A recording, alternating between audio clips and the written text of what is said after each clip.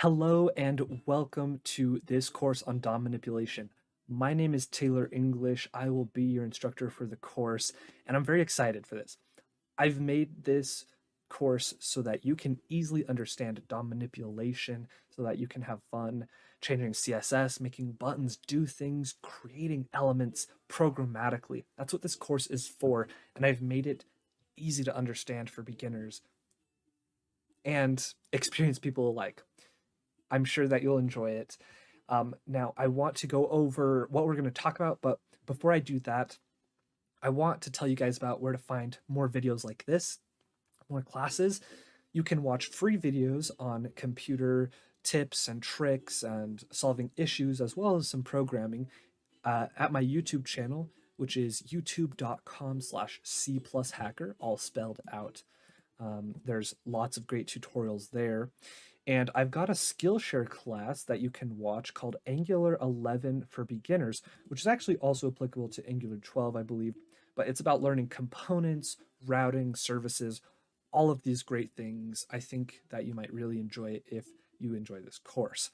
And you can find that at this link. I will try to put this in the description of this class, this video. And so that's just a little bit about me. I am a university student studying computer science. So there's perhaps some credibility for you, but honestly, I just really love teaching this. And that's why I want to share it. Okay. So this class, what we're going to be going over is 5 basic things. First, I'm going to show you how to set up your files. This is not really part of DOM manipulation, but it does include some important aspects of it, like linking your files correctly for your JavaScript and CSS. Okay. Then we'll jump into selecting elements, grabbing the HTML, and so that we can do things with it, saving it into variables. Then I'll talk about creating elements programmatically, so you can create them and append them to certain parts of the page via JavaScript.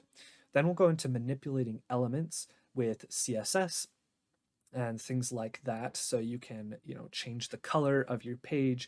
You can do all sorts of things via the JavaScript. And finally, we'll talk about buttons and how you can click a button and run functions, if statements, loops. And we're going to go into some detail on that stuff. And so I hope you guys enjoy this. It's going to be really fun, and I'll see you in the next video.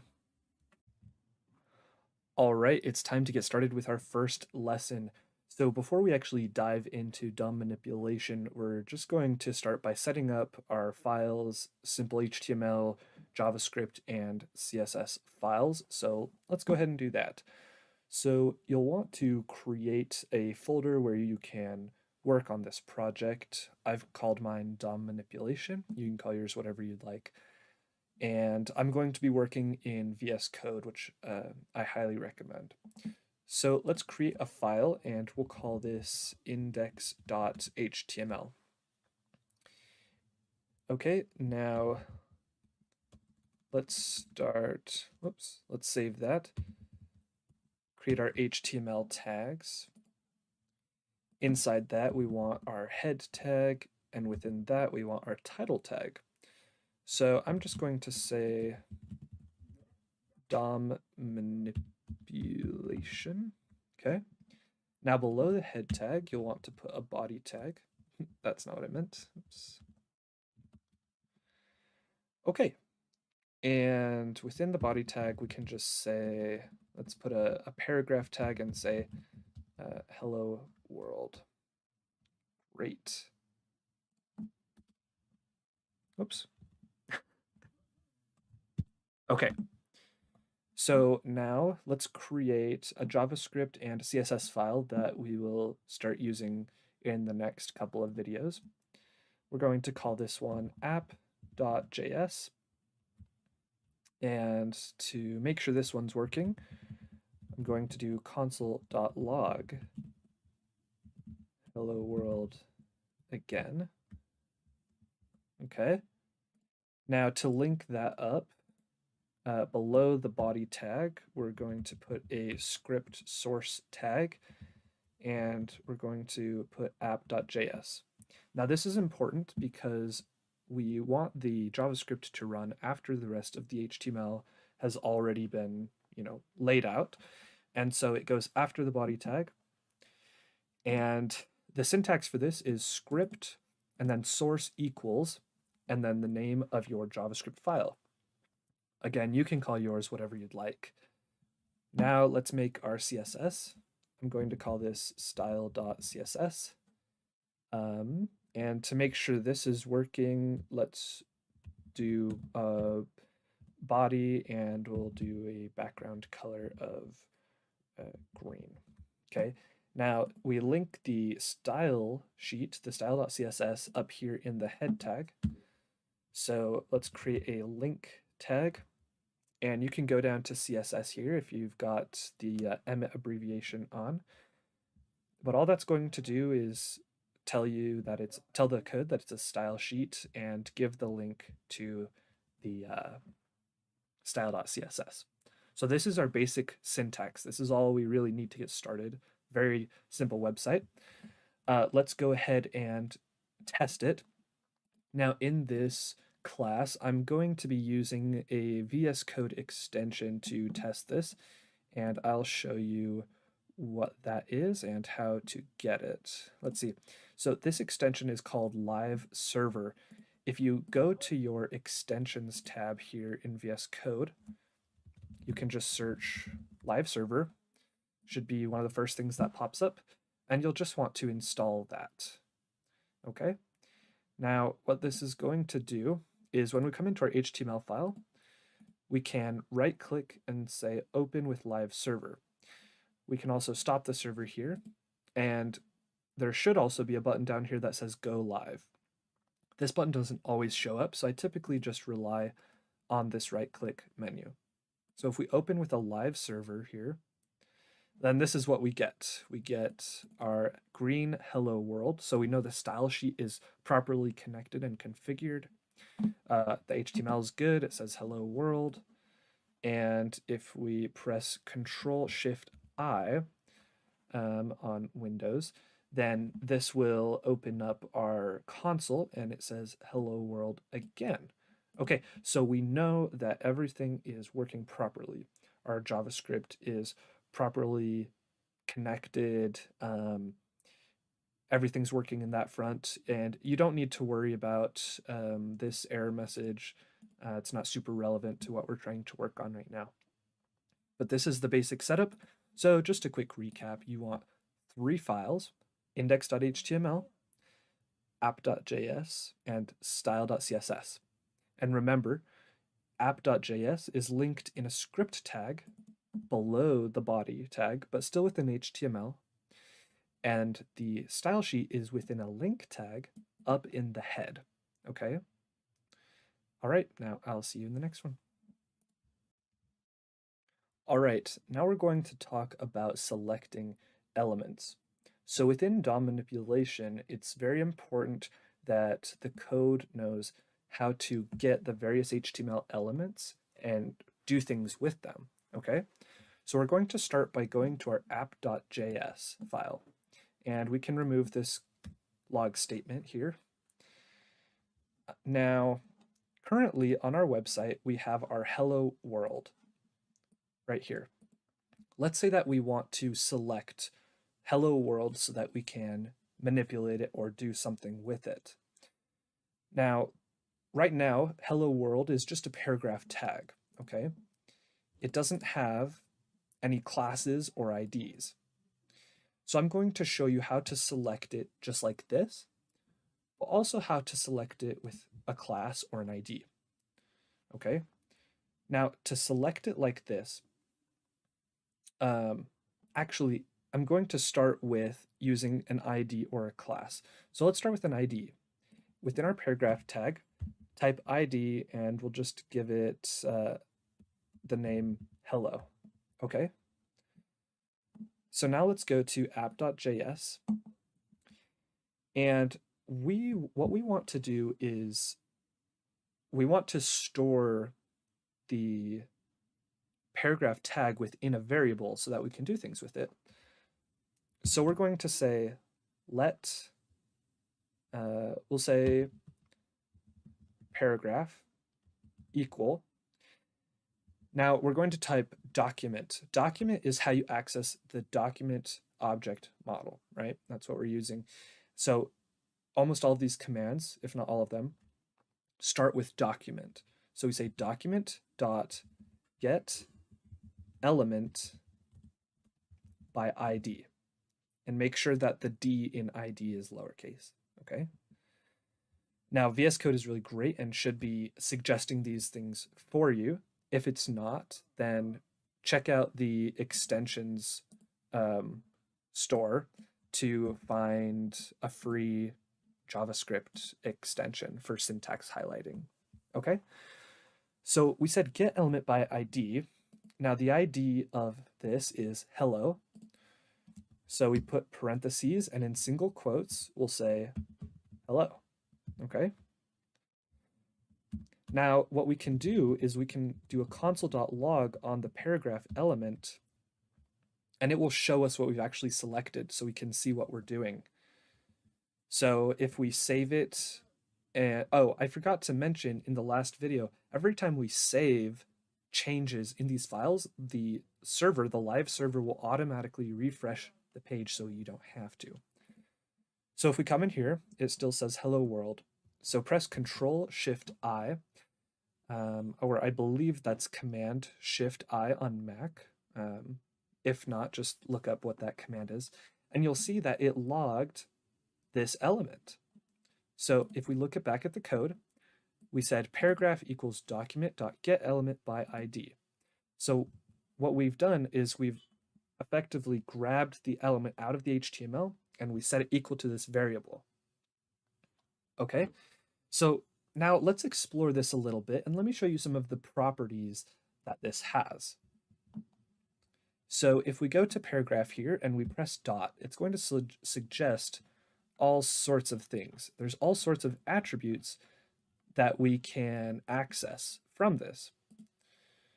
Let's say, for example, we want to access the text inside. We can say text content, okay? See, and now we're logging the text content, which is hello world. Now there's a number of things you can access from here, and we'll get more into that later when we manipulate styles and make buttons interactive and that type of thing. But for now, that's how we select an element. So let's say that it's got a class. Okay, we'll do the same thing with hello, but this will be a class. So instead of saying get element by ID, we want to use get element by class name. Now the class we put in here is hello. And let's see what happens when we log this.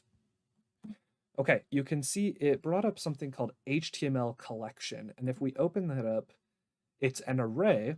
And the first element in index 0 is a paragraph tag with a class of hello. So what if we just wanted the element? How do we select that? Well, the thing about classes is multiple objects can have a class. And so if you select the elements by class name, it will get an array of every element that has that class name, even if there's only one. Now, IDs are different because you only should put an ID on one element. So when you say get element by ID, it's going to give it to you directly because there should only be one element with that ID. So if we want to access the specific element, and we know that within the code, it's the first place where we see this class of hello, then right after this, we can put brackets to access the 0th index. And that's going to access that first element, which will be the tag that we want. So if we save this and come back here, you can see that we've selected that whole element, okay?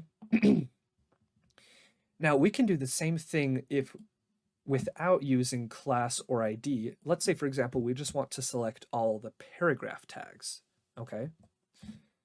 So what I can do is come up here and say document dot get element by tag name. Okay.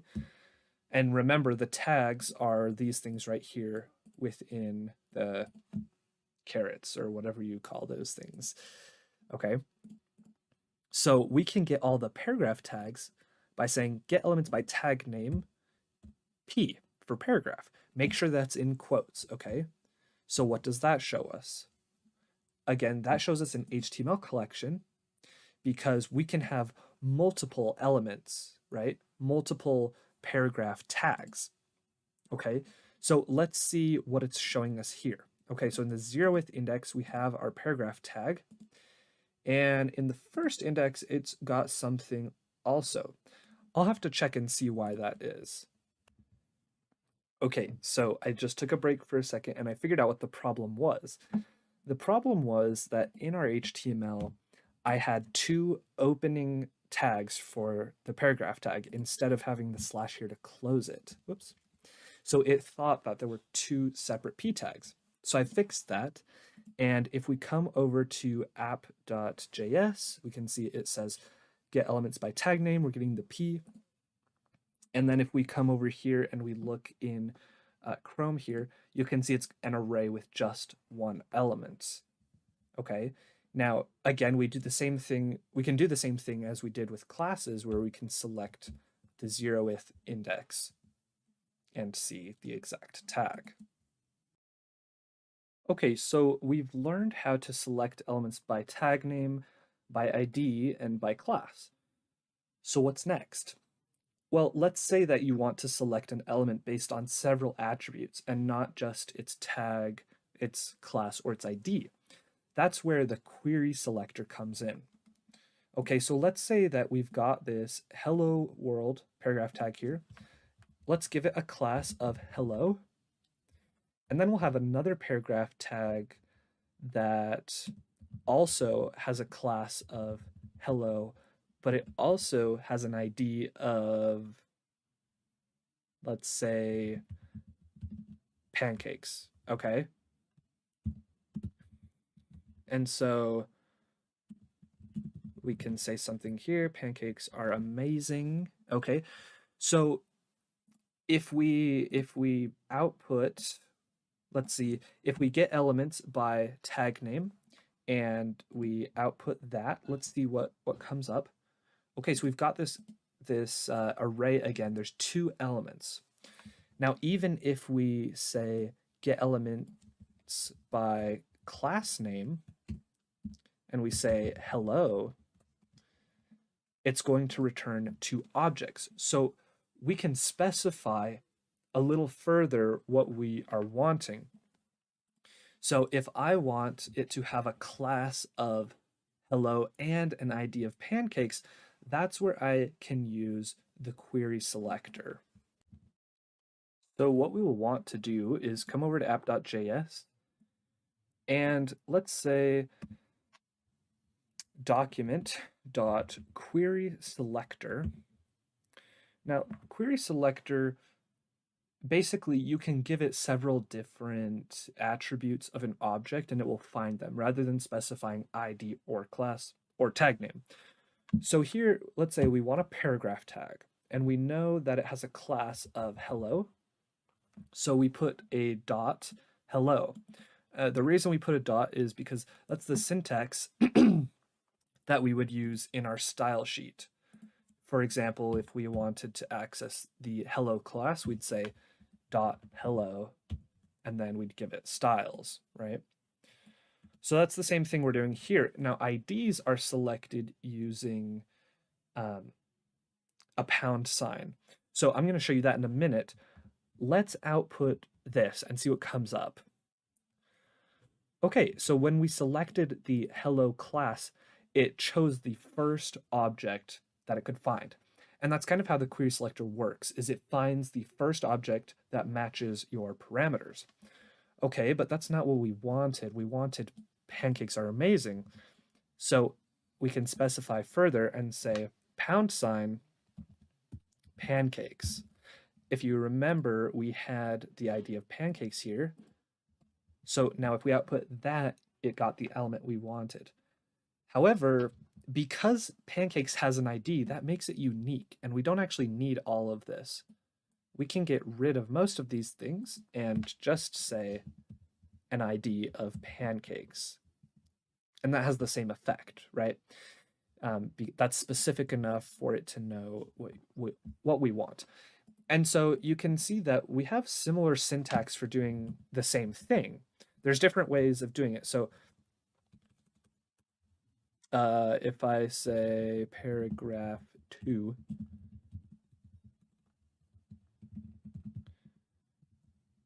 okay, so this is fairly similar syntax. Right here, we have a query selector that gets the first thing with an ID of pancakes. And here we just get whatever has an ID of pancakes, right? So you can see there's different ways of doing the same things. Okay, now let's say, when we were looking at the p.hello, it popped up with just the first thing it found, which is what query selector does. So what if I want everything that matches that now? Okay, well then what I can do is I can use something called query selector all. Okay, and we'll put in the same thing. We'll say p.hello. And that gave us this node list array of both of the attributes. So why have query selectors at all if we have the other ones? Well, query selector is, if you have to do a lot of these kind of selecting different elements, query selector can be nice because you don't have to remember get element by ID, get element by class name. Like, you don't have to type all that out. You can just say query selector and then specify, oh, this one is a class, this one's an ID, this one is just a tag. So, if we wanted just the tag, we could get rid of the .hello and just say query selector all p. And that's going to find everything that's a p element, right? So these are the various ways of selecting elements, and that's going to come in real handy when we start manipulating CSS and using buttons and things like that. Okay, so I'll see you in the next one. Now we're going to learn about creating elements, okay? Basically, we're going to programmatically create various tags, add classes and IDs to them, styles, all those sorts of things, and we're going to insert them into the page, okay? So let's get started. In our app.js file, I'm going to remove all of this, and let's say that we want to create a button, okay, below this. And I'm also going to get rid of the pancakes are amazing. Okay. So let's say we want to make a button below this that will, later on, will make it change the background color of the page. But for now, we're just going to create it and put it in the page, okay? So what we want to do is create an element. We'll call this button, okay? We'll be very creative. And set it equal to document.createElement. Similarly to the selectors we've been using, you'll do single quotes and then the name of the tag, which is button. If it was a paragraph tag, you'd say P. If it was a div tag, you'd just say div. Okay, so pretty straightforward. So we've created a button. Now this hasn't done anything to the page because all we've done is set it equal to a variable, okay? So let's console.log this and see what we have. So we have just an empty button tag, okay? So let's add some text to it. To do this, we need to create what's called a text node. So let's say let text node equal document dot create text node. Okay. Now let's say we want to, we'll have it say change background color, or just change color to be simple. Okay. And so now if we go back and look, oh, we've created the text node, but we haven't put it in the button. So what we need to do is say button dot append. Actually, we're going to append child, and we'll say text node. So what that means is now the button or the text is a child, or basically it's inside of the button tag. So if we say save, then it shows us that we have this button here, okay? And it has all of these attributes. So we've got our button and we want to put it on the page, okay? So let's say we want to insert it right after this hello world tag, okay? So let's change this to an ID to make it easy to select. So what we need to do is select the hello world tag and then put the put our button right after it, append to it. So what we're going to do is say let hello world equal document dot query selector, and we're going to say pound hello. And after that, we want to say hello world dot append the button. Okay, so now you can see we've put the button right after it. It doesn't do anything, it's just text and we can click it, okay? But that's kind of cool, right? Let's see. So we've got it right after the text. To make it look a little prettier, a little easier to look at, we're going to change some of the styles. So in style.css, go to button. So this is styles for the button, all button tags, technically. And we want to say display block, because currently buttons default to an inline display, which means that they can display right next to text or other objects. A block display will put it under it, okay? It'll display it like blocks. So if we say display block, that will be below this, okay? And we want to give it some space between hello world and itself. And so let's do a margin of, actually we'll just do a margin top of 5 pixels. Okay. Maybe 10 pixels. Great. So we've got our button, we've created it. So what else can we do with this button while we're creating it? So the interesting thing is it's almost easiest to create the button and put everything inside of it before you throw it out onto the page. Now, of course, you can select it later and do things with it, but if you know that you want a class, if you know you want styles with it, it's easiest just to put it all together in one package before you send it to the page. I'll show you what I mean. So we've got our text node. Let's say we also want to change the style. Now, in the next video, I'll get more into style manipulation and that type of thing. But very briefly, let's say we want, let's do button.style. And now we can say color. Actually, background color would be, so color would just be the text. But if we say background color, then we could say light blue.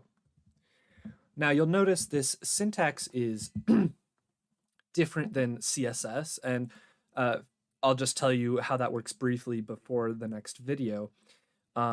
Normally in CSS, if we wanted the button to be blue, light blue, or whatever, then we'd say background dash color light blue, like that. The difference here in JavaScript is that background color is a single word using camel case so that the first letter is lowercase and the following words are uppercase. Okay. So background color light blue. Let's save that and get rid of that. So let's go look at it. Okay. So it doesn't appear to have worked. Let's see, we got an error, button.style.background color is not a function. So what it's saying is, it's saying, hey, you can't put a parameter in there because technically this is treating it like a function and you can't do that. Okay, so it looks like that's not what we're supposed to do here. So instead of using it as a function, we're going to say equals light blue. Let's try that. Okay, it's a little hard to tell, but it definitely is different. It's not white anymore. Let's see if we can do a more distinct color. We'll just say blue. Okay, wow, you can definitely see that. Okay, but what if we want to, we can change the text color, right? We can say button.style.color equals white. Great. Okay. So that's sort of how we append these different objects. Okay. So we have to create, imagine it's like a pyramid, right? We have to, at the base level, we need our element, our button. And then one level above that, our text or anything else that might be inside of the object we create. Okay. One level above that is sort of our styles and everything else. Okay, so you could do this with any element. It doesn't have to be a button. It could be a div. It could be a header tag. You could really do whatever you want, okay? So we've inserted that button, and in a couple of videos, I'm going to show you how to make it change the color of the background here. But that is just a quick view of creating elements. All right. I'll see you in the next one. All right, in this video, we're going to talk about manipulating elements in the DOM. So currently, we've got our button here, we've got our hello world, and we have our background color. Let's see what we can do with these elements, starting with that background color. It's not very pretty in my opinion. Let's change it to a nicer color. So in our app.js, I'm just going to create some space and come down here a little bit. So let's say we want to select the body because the body is what we used to create a background color of green. So here we can say background color. Oops, no, sorry. We can, okay, first we have to select the body. So let's say let body equal document dot get element by tag name. You could also use query selector. And we'll say body. Oh, I believe you have to capitalize this one fully because it's a special tag. Let's see if that works properly.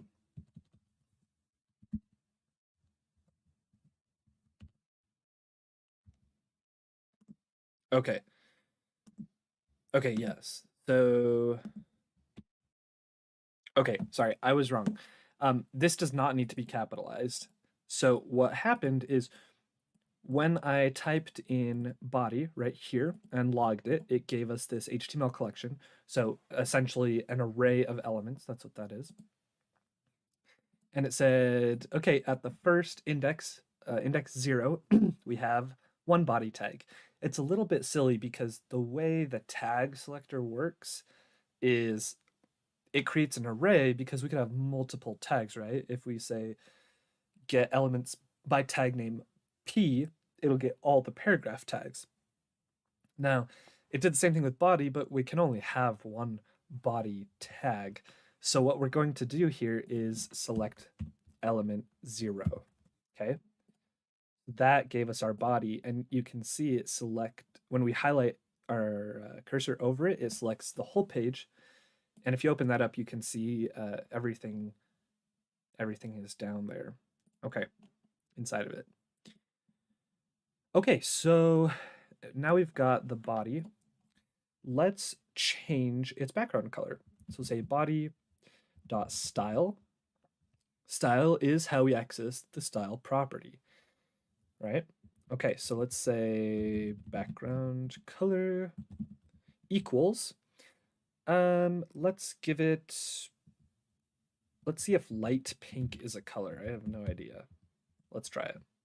Ah, there we go. Yeah, I like that. That's a nice color. So let me show you the difference between these functions that we used earlier and these equal signs. So in the last video, you know, I discovered, I made a mistake where I tried to use background color and do something sort of like this, where I said like background color, parentheses, light pink, right? But the thing is, it's not a function. Create text node is a function. It's creating something made of text. Create element is a function, right? Query selector is a function. But these are properties of elements. Okay, let me show you what I mean. Let's select the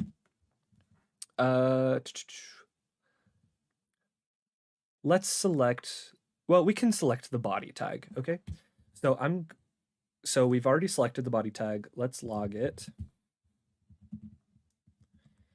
And let's click on that. Okay, what do we get?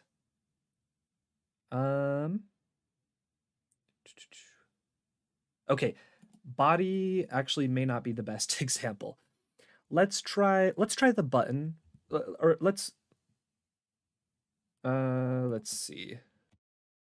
Okay, sorry about that. So the body tag is a little bit weird. So we're going to select our paragraph tag that says hello world, okay? Just for this example.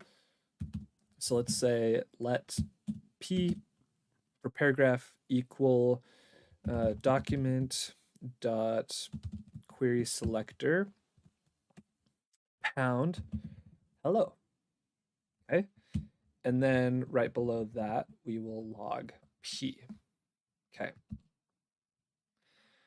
Okay, so we have logged p right here. Okay. So we've selected this paragraph tag.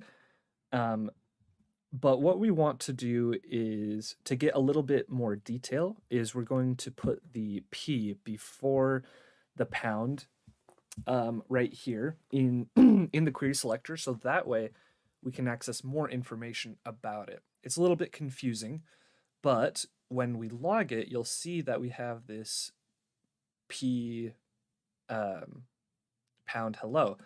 If we click into that, you'll see there are all of these things. These are properties of our paragraph tag, okay? This right here, this paragraph tag has tons of properties.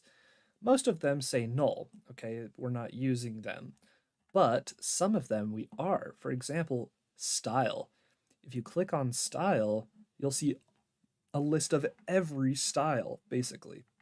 Okay? Every possible style for this object, again, most of which we're not using. But let's say we want to change the color of that hello world, well, then we can come look in here and find color. So my point with showing you this is to show you why this isn't a function, okay? For why when we try to change the background color of body, oh whoops, we said body dot style dot background color equals light pink. We did that because this light pink, or sorry, the color was a property under the style property for this element. Okay, so if that was a little bit confusing, it's okay. You don't have to worry about it. Just know that when you are modifying some piece of an element, it's CSS, it's, what happens when you click it, all these things. These are properties that you set equal to a value, okay, which are different from these functions right here. Now, when in doubt, if you look up, change style background color for an element online, you'll be able to see the syntax for this if you forget. Or if you look up create text node, you'll be able to see the syntax, okay? From a website like Mozilla or W3 Schools, there are lots of websites that will tell you the exact syntax of these things. Okay. But back to what we were doing, we were changing the background color here. Let's see what other properties we could change. Okay, while we're selecting our P tag, if we click P and press period, we can see all sorts of things. Okay, so maybe we want to change the text. And click here on the text content. So we know from earlier that the text content is hello world. So what if I want to change that? Well, I can set this property equal to, I like pie. Okay. And now you can see that the JavaScript has manipulated this element. It's changed its text content property.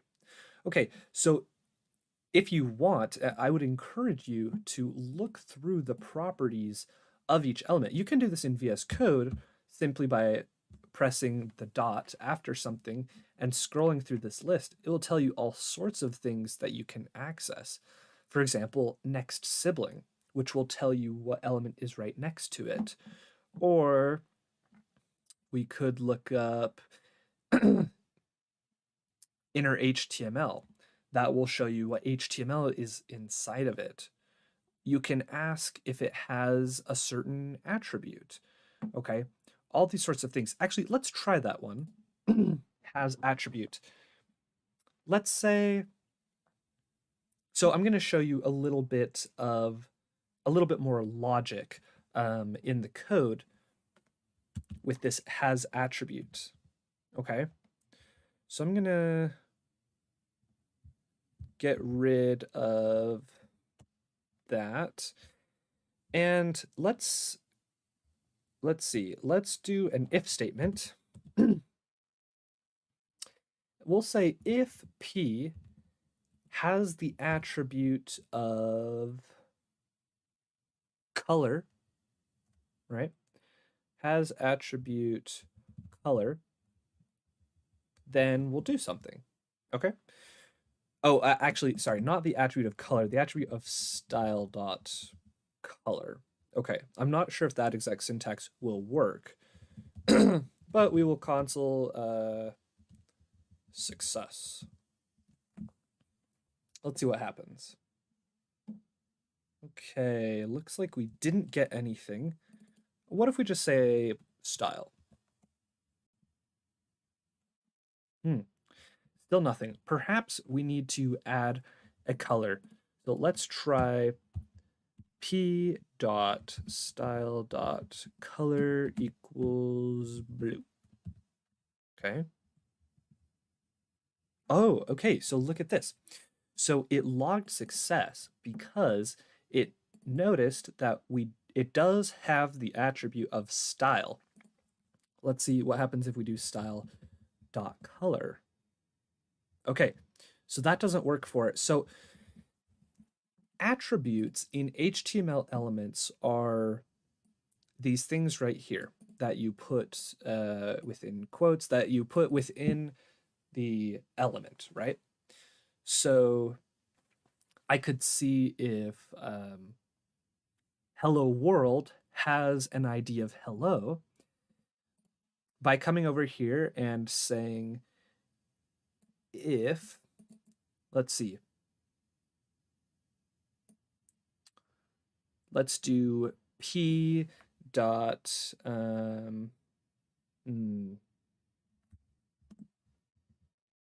we can do p dot get attribute, and let's say we want the color, okay, and we'll set this equal to blue. So what is this doing? So it says get the attribute of color. Oh, sorry, that's not what we were doing. I just spaced out a little bit. We wanted to know the ID if that was hello. Okay, so we got the attribute ID, which is right here. Okay, and we want to say if that attribute equals hello, then console a success, which it does. So if we were to say if it equals goodbye, no success, right? So you can kind of get see how this is working from an overhead perspective and see that there's a lot of possibilities with JavaScript logic where you could use if statements. You could use loops. For example, you could use a for loop and say, for numbers 1 through 10, create these elements or change their colors or do all sorts of things. The possibilities are basically endless. Okay. So I've shown you a lot of things here. I would recommend, if some of this was confusing, try rewatching the video, okay? And just go through step by step and learn what you can do to manipulate these objects, okay? But just know that a basic recap, each element has properties. It has like hundreds or 800 properties. And some of those properties have properties within them. For example, the style has color, background color, margin, all those sorts of things, right? And you can access those using these various functions off of elements. You type the name of your variable and you type a period, and it gives you all sorts of things, right? So I would explore these. If you don't know what one is, look it up online and it will tell you the syntax, it will tell you how to use it and all the things you can do with it. But I'll see you guys in the next video when we make this button do things. All right. In this video, we're going to make our button do some cool things. We're going to make it change color and maybe output something in the console. So let's get started. Okay, so to make things a little bit simpler for now, I'm going to comment all of this out and I'm going to make our button, I'm going to hard code it into the HTML just to make it a little bit easier to manipulate. Okay, so, all right, we've got our change color button. So let's say if I click this button, I want it to change the color to blue. Okay. So what we're going to do is I need to create a function that when it's run will change that color. So let's write function and I'll call this change color. Okay. For now, let's just do console.log changing color. Okay. Now in our HTML, we need to trigger this somehow. So in our button tag, we're going to put an attribute called onClick. And so, you can get from that when we click it, it's going to do something. And we're going to type that function, change color. Make sure you have the parentheses. Very important. Okay. So when I click this button, we want it to log changing color. Okay. If I open up the console and I click it, changing color. Okay. And you can see the more I click it, the more it repeats that message. So now let's do something cool with it. Okay. So what we want to do is we want to select the body and change its color. So we're going to say let body equal document dot get element by tag name. We'll say body, and remember we have to select element 0 to access the body. And we do that because when we select tags, it gets an array of every tag of that type. And body does that too, even though we only use one body tag. Okay, so we select body, and then we say body.style.background color equals blue. Okay, so now when we click our button, wow, we just changed the color to blue. Okay, but if you click it again, it doesn't change back. Why is that? Well, if we look at the code, we're only telling it to change it to blue. If we refresh the page, it'll go back to green, but as soon as we click that button, blue. So I'm going to show you how to make some logic to change it from one to the other. So let's say we've selected this tag right here. Okay, and I'm going to get rid of this. Let's create an if statement. We'll say if body dot style dot background color equals, make sure you have that double or triple equals, so that you're not setting a single equals would set it like a variable, set a value to a variable. We want a double or triple equals to make sure we're comparing a quality. And you can look up the difference between double and triple equal signs online. So if the color equals green, right, because I think that's what we chose earlier, if it equals green, then change it to blue. Okay. Else, meaning the background color is already blue or something else, else change it to green, right?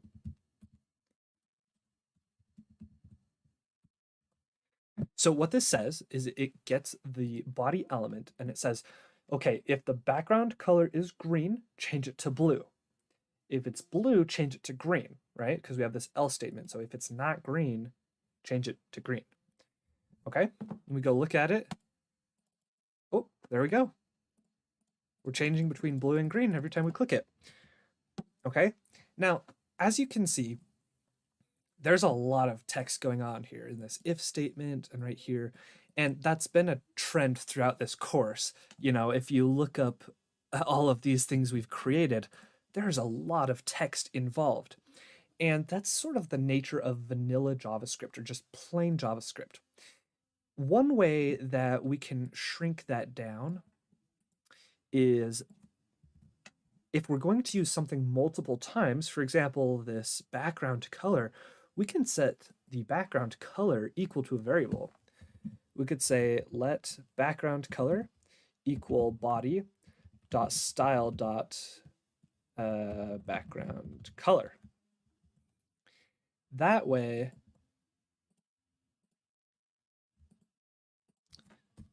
we can just keep this background color part, and that significantly reduces the amount of code that we need. Oh, but did it work? Let's see. Okay, it didn't work. Let's see if there are any errors. No errors. Okay. Okay, I realized the problem. This is a good little coding lesson for us both. See, here I set the background color equal to whatever the current background color is. But here I was just changing this variable's color. Now, this variable, once it's been set, is detached from the body element itself. So we're changing this, but not, you know, what we want to be changing. And so I apologize, I made a little mistake in explaining this to you. These two things would still need to be body dot style dot background color, right? Because we do want to change that original background color, but we can still check the background color like this using this variable, which improves readability in the if statement. There we go. And now we got it working again. And so there may be ways to get around this if we were to take more time and dig into it. But you might be wondering, well, what's the benefit of, declaring this up here and then that down there? In this situation, there's not much benefit, right? We could definitely write out body.style.background color right here. But let's say we wanted to use this background color somewhere else and say, well, if background color blah, blah, blah, right? It's nice to just have it shorthand and very readable because it's important to have readable code. You want to be able to look at it and see what you're doing, okay? And so that's a little hint into what we can do with the background color. Now, we'll take it a step further and do a little console.log. And let's say this will be blue. And this one, where's my mouse? There we go. Console.log green. Okay. So now if we open up the terminal, oh, there we go. Blue, green, right? So it's kind of cool. You can imagine all sorts of things you do with this. And where's the real world application? Well, every website you go to basically has buttons. And when you click them, they're running JavaScript that's doing all sorts of cool things, calling functions that get data from the internet that, send messages. You can do unlimited things really with this functionality. So this is just a very basic look at it. And it's something I wanted to share with you earlier when I was talking about shortening your code using variables, is that there are a variety of what we call JavaScript frameworks out there, which are essentially somebody took JavaScript and made a version of it that has additional functionality or easier syntax in the code. So that's called a framework. And you may have heard of these. Some are jQuery, Angular, React, Vue. These are all JavaScript frameworks. They're just different ways of writing the code. They each have different syntax, different features. And so if having that shortened code is really important to you, then I would suggest looking into a framework. It takes some time to learn, but it can be a very rewarding experience. Oftentimes, when you have a large, complex app, website that you're trying to do things with DOM manipulation, it can get messy quickly. I mean, you can imagine having all of these functions and just all this code written out here. it's a lot, and that's just the nature of vanilla JavaScript or plain JavaScript. But this change color function, if I were to do this in Angular, for example, it may only take 3 lines of code. Who knows? Um, it can just be much easier to do things more quickly. Um, but this is a it's important to know these things because a lot of these DOM manipulation principles that we use with plain JavaScript are used in those other frameworks. Okay. And I know that I showed you a very basic example of just changing the background color through this button. But in the next video, I'm going to talk about the project that I want you to do that can be really rewarding, that can really teach you a lot, because the best teacher, I think, is doing it yourself, just digging in, trying things. So I'm going to talk a little bit about that, but that's all for this video. This just a quick recap. We talked about making our button do things. So we used the onClick attribute and set it equal to a function. And that function is important. We had to declare that. And inside of it, we could do whatever we wanted. You don't even have to manipulate the HTML. You don't have to manipulate the page in this function. It could do something totally different. It could compute math. It could, there's a number of things, okay? But basically we selected the elements and did an if statement to change the color depending on what the background color was set to. Okay, I'll see you guys in the next video.